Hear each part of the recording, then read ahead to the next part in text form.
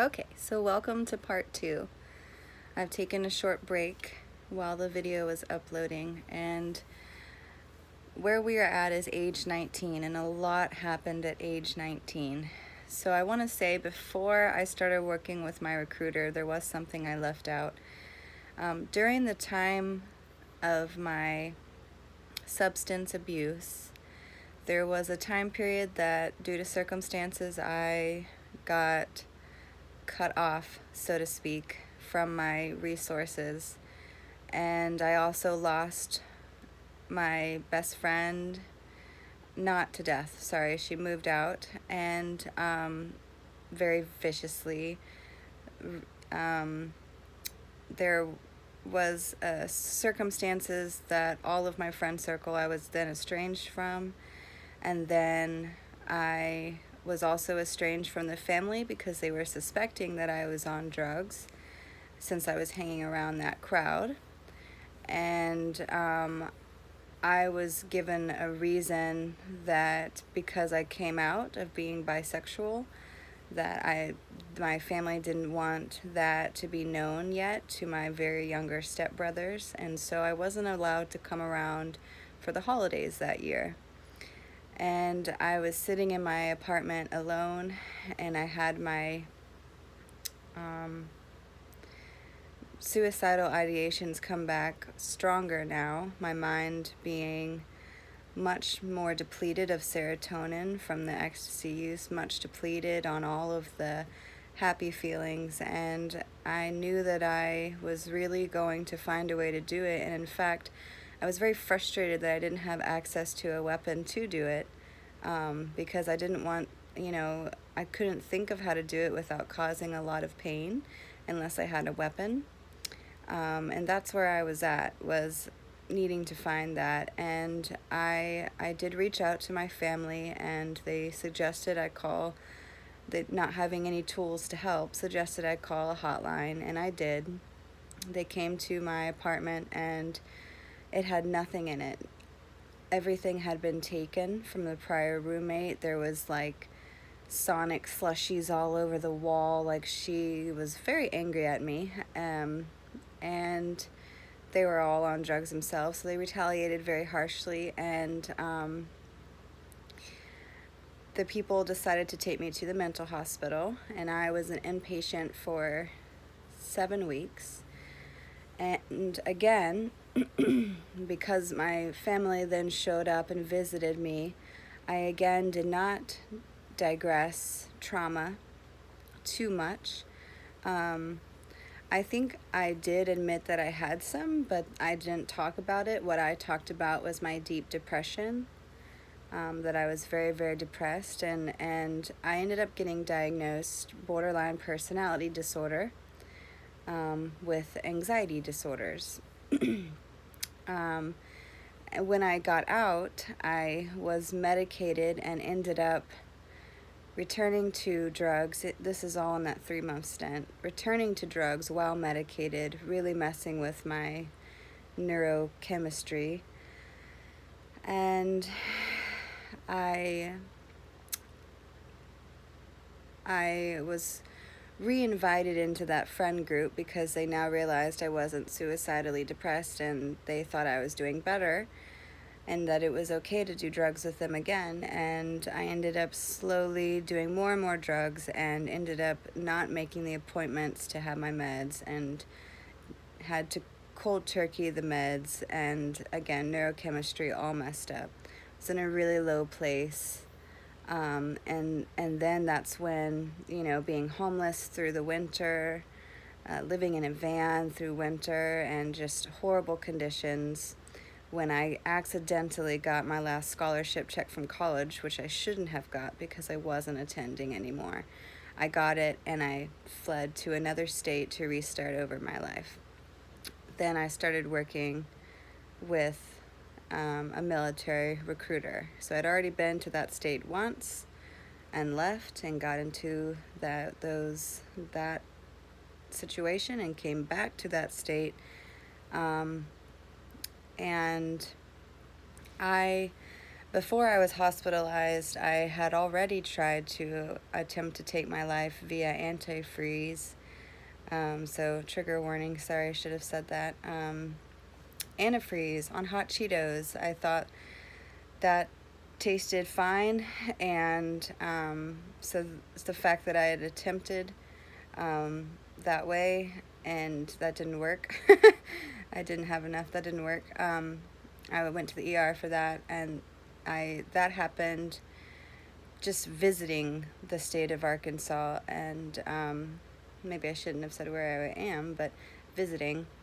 And then that's when I knew that things were really bad and I was going to attempt again. Went in the hospital. So sorry, my timeline, it's like there's a lot to add in there because a lot happened at this time period. So it was a big stress. I was very traumatized by even feeling that suicidal. I mean, it was just horrible. And then came back and decided the military was going to shape me up, and that was the route that I was going to go. So, whew, I need a sip of my coffee because this is the big one, and I have to edit myself. I have to really know that watchers don't want to hear all the details of my trauma. I am on public public world view, and so I have to think about this trauma and say it in a way that gives a tiny glimpse into why it affected my altars so differently, and full-fledged started living as different altars without giving too much information. So I'm gonna make it pretty brief. The recruiter ended up being a criminal, and my mind didn't understand why a trusted authority was a criminal. It was the worst kind of criminal that you can conceive. We'll just say that. The worst kind, that I had never even conceived there was such a thing happening. And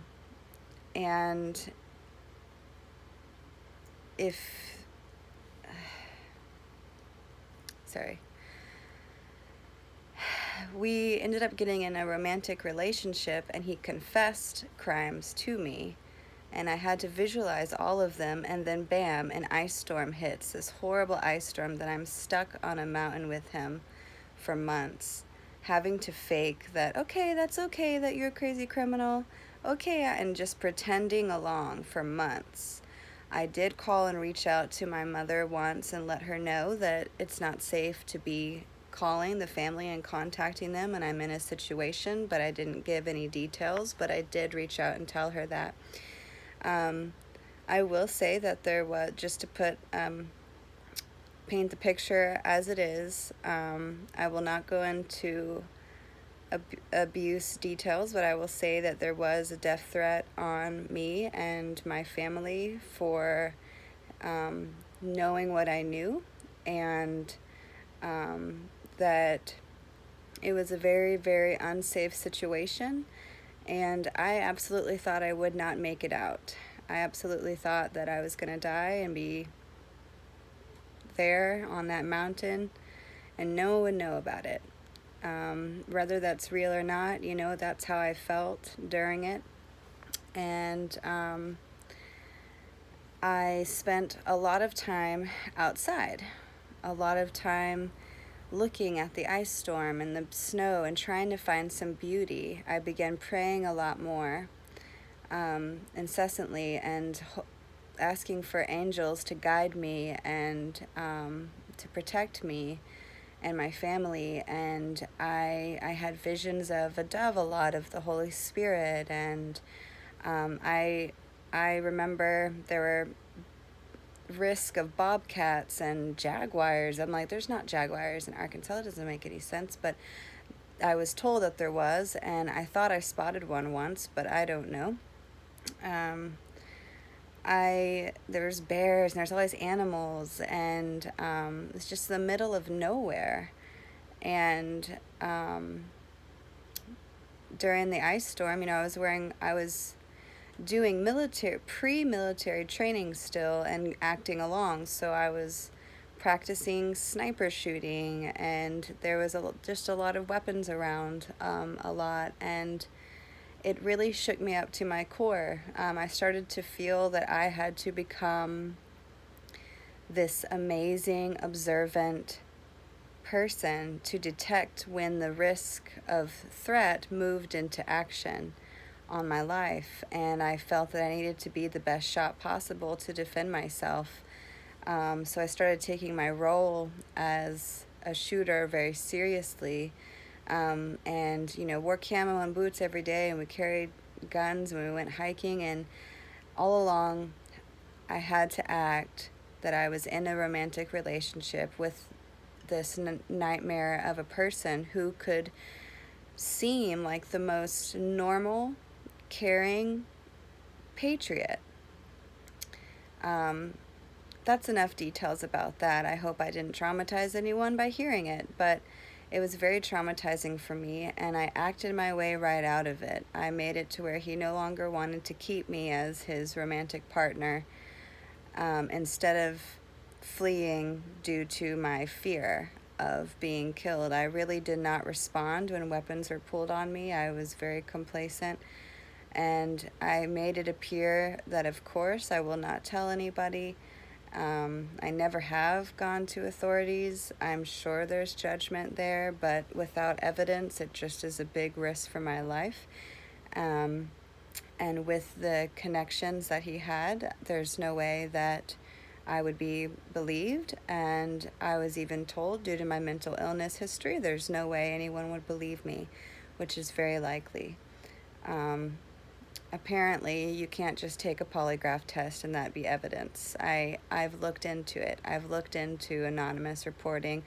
So if anyone has any advice there, know that I've probably gone over that advice with trusted resources, and I've done all I can safely. So when I came out of that, I was in a spiritual disassociation. I felt that I had this spiritual rebirth, that I had found myself. I felt like this keen observer, like the most focused observer of people, like I can read people, like I could read from the tiniest inflections of their facial features what they were thinking and feeling. I was hypersensitive to everything. I didn't correct my vision for some freaking reason until I was 21, and so I could see like light auras around people. I was just very sensitive after this trauma. And once I was introduced to chakra healing, I began, when I could localize areas of my body and feel those areas, I went at that therapy at the same strength that I went at military training, and thought I had this third eye awakening, that I was able to telepathically see people's thoughts and images, and would often ask them and test it, and a lot of the times it would be correct, which is very confusing for me. I began realizing that that situation was for my spiritual rebirth, and I started to become Alaya without knowing it. I had a hard time holding down a job and wanting to work, but I did. Until I eventually didn't. I couldn't. I was so preoccupied with thoughts that I had psychic abilities, and that I could open other people's third eyes, that I could do energy work on other people. I did work with other people doing it, and they had their own experiences in their bodies of my energy healing techniques. And I thought I found myself, and I became this different person. I started meditating hours a day, getting in this trance state where I would have visions of all sorts of things, a lot of it being like Hindu looking things, and I didn't understand because I was not predisposed. What's the word? I hadn't taken really much of that in before, so I thought that doing this Indian system of healing, this Hindu system of healing, that I was like downloading all this information. I started joining healing circles, and was able to read people's energy and they all confirmed it, and I really felt like, okay, I found like I'm an empath, psychic, intuitive now, and took on this role of a spiritual guider, which was Alaya, and I then began shamanic journeying, and that's where I saw my inner world. I learned techniques, very solid teachings of how to get into a trance and to have visual feedback of the subconscious. I began not only sensing archetypes, but seeing my inner world as a continent and a layout, and I had a house, and it all unfolded before me. I didn't really have to create it. It unfolded before me, and it's been the same ever since, now 8 years later, this inner world. And who I was in that trance state journey is Alaya. And I would often get in trance states throughout the day, dissociatively as her, and feel that she was my higher self. I experimented a little bit at this time for the first time with psychedelics and DMT, and I retained it, imprinted my mind, and I could kind of access those similar states while sober in a deep trance meditation or shamanic journey. And doing all this so intently, so often, really affected who Alaya is as an alter, as my higher self alter with spiritual abilities. And so post-traumatic growth right there, I ended up finding a boyfriend who is 10 years older, who from a state away would test me on visual things like, well, I'm going to imagine handing you an object, what is it? And I would be right. And I'm not going to go in a video and explain the neuroscience that I had to study to stay grounded on how that could be possible. But I would be right. It was remote viewing of his imagery thoughts. And I'm sure that sounds crazy, but that's what happened. And it convinced him so much that he thought we were soulmates and destined to be together. And I just kind of wanted to be loved, and loved that someone could see me for what I was, and what I had become suddenly. And so I moved states again, and I got in this 4-year relationship with him. And after a couple years of all this psychic testing, he'd be like, I want you to get something from the grocery store. What is it? I'm picturing it. And it would be like strawberry Whoppers, right? Like a random item. And he'd say, well, how was I picturing it? And I'd be like, the red W. It was very specific. I don't know how that happened. And so I kind of lived as Alaya after that trauma and developed her more and more and more. I started looking into ritual magic, Wicca, elemental philosophies, occultism, and that's all ingrained in Alaya. And then that boyfriend no longer was interested in any of those things about me because he started getting afraid of it. He really felt like I was lucid dreaming once and tried to access his consciousness, and I don't know if that means I go through an airway or it affected his body, but sleeping next to him, he woke up feeling like he had no air, like someone had intruded on his dream, and he knew it was me, and it scared him that I could do that. I don't know if that's a coincidence that we both dreamed it at the same time. I woke up and I said, I'm sorry, I just was thinking about how can I get in your dream. I didn't know what I was doing. And so he started getting a little scared of it, and started not wanting, I don't want to meditate with you. I don't want to do any yoga with you, and I don't want you to talk about any of that stuff. And so I repressed it.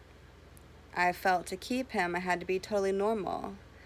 But so it became only in my mind that I was thinking all these things, but I had to be normal. And I began really learning about physics and the science of mind and neuroscience and the 5 brain waves and light and law of observation and placebo and all these different things to ground myself, to just have some grounding of what those experiences were.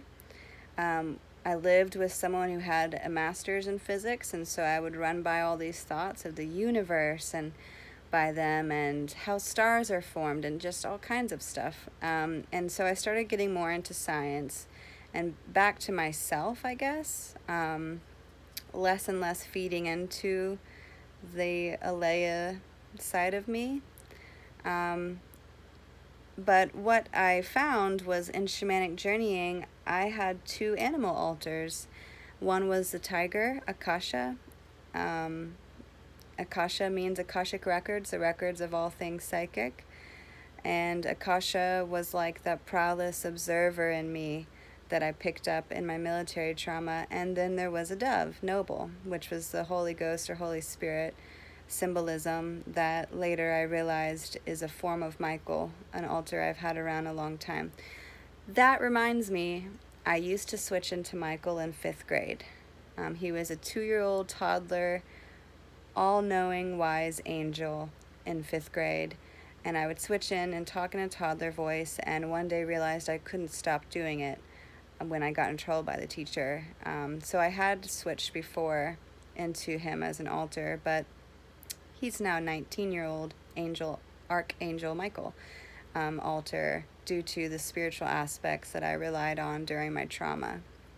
And so, yeah, that I realized that nobody wanted to know about psychic ability and nobody thinks that's sane, and I repressed that a lot. And so Alaya didn't come out as much. I was afraid that that would ruin all my relationships. My family thought I was really out there and weird. And so I just kind of grew up. I started working. I supported the boyfriend financially and myself. So I just started working a lot and drinking a lot, smoking pot a lot, and repress. And I went on for years like that, just repressing all those experiences, knowing I had a spiritual interest, still doing void meditation where I wouldn't actively journey or do anything, just a simple meditation. I did yoga, and I just hung out with friends. I was in the music scene. I was DJing. I was trying to be normal. And so I kind of got back to myself as Kristen, being normal, or develop myself as Kristen, as a DJ, as someone who drinks a lot on the weekends or a couple nights a week, more than the weekends. And I didn't return to drugs, thank God. The boyfriend and I broke up after a 4-year relationship, and I ended up moving states again, back where I knew I could start over. I started over, and I knew I wanted to be grounded. I considered being a monk because of my experiences, but my mother told me she was terminal. She's been terminal for 4 years now, so that's been quite a hard journey on me. She was given 6 months to live 4 years ago, so it's just she's in the ER by ambulance in the hospital a lot of times, more times than I can count, dozens of times. It's kind of wearing on me. But anyway, I met my now husband, and we got into gardening and more physical yoga and just grounding activities. And I knew that to keep relationships, I need to be grounded, and that it freaks people out to talk about the occult and empaths and psychic abilities. And but I began seeing flashes of my altars all the time, the dove, the tiger, and journeying still a little bit, and still connected to that world, but mainly in the headspace. Throughout my relationship with my husband, I would switch sometimes into like a younger version of me, and he would be like, "Why are you talking like that?" I'm like, "I don't know, I can't help it." So there was a lot of signs there, and that leads up to, we're almost at the end here. I knew I had to stay grounded. I got a great job as a chiropractic office manager, So I was a normal person, grounded, plain Jane, brown hair, DJing on the weekends with my husband, boyfriend at the time, and caretaking his terminal father. And that was hard on us, hard on our relationship, dealing with depression because my mother was dying. And so I started getting down. I started getting a lot of flashbacks, on and off, to the military trauma because it happened in this state. And every truck I saw, I started thinking, what if it's him? What if he sees me? What if I run into him? I started losing it. Major PTSD issues that I didn't have before because I wasn't in the same state. And I got PTSD therapy help for years now. I go twice a week and to group. And we've talked about other traumas a little bit. We've not really dived in much at all. She says it's hard to get things out of me, of course. And I've been recently diagnosed, DID. I was a year ago, and now again with 2 doctors. And, I'm on disability now. I'm federally disabled. After being mentally hospitalized 3 more times for PTSD issues, suicidal ideation, just issues in the last few years. I've finally decided to stay on medication, so I'm grounded, I'm balanced, and just trying to be a good wife and love my husband and be as normal as I can be. But a lot of that represses parts of me that were there for a protective reason, to kind of wipe out the heaviness of the trauma and twist it all as a spiritual experience. And so even though it's not healthy to live in that, repressing it brought out my depression. And so I am now, again, grounded on medication. I take an antipsychotic mood stabilizer in one, and I take an anxiety pill up to 3 times a day, but I usually only take one. And I have an antidepressant, and I'm in a lot of therapy, and we are just now starting integration therapy. So I hear I make it worse before I get better. I think there's a lot to uncover there. But that gives a little info on Alaya, and not a lot on the other altars, but the animal altars and such. And where I'm at now, which is I'm supported to take this time to focus on my mental health. I'm supported by the government to do that, being disabled, and I'm a yoga teacher, because that seems to suit me. Meditation teacher. The average person wouldn't go as far off as I did, but I learned a lot of techniques over the years. So and I want to follow my career and dream as a yoga meditation teacher, but I just need to take a year of time to really uncover a lot of the trauma and integrate my parts and quit repressing just to keep relationships.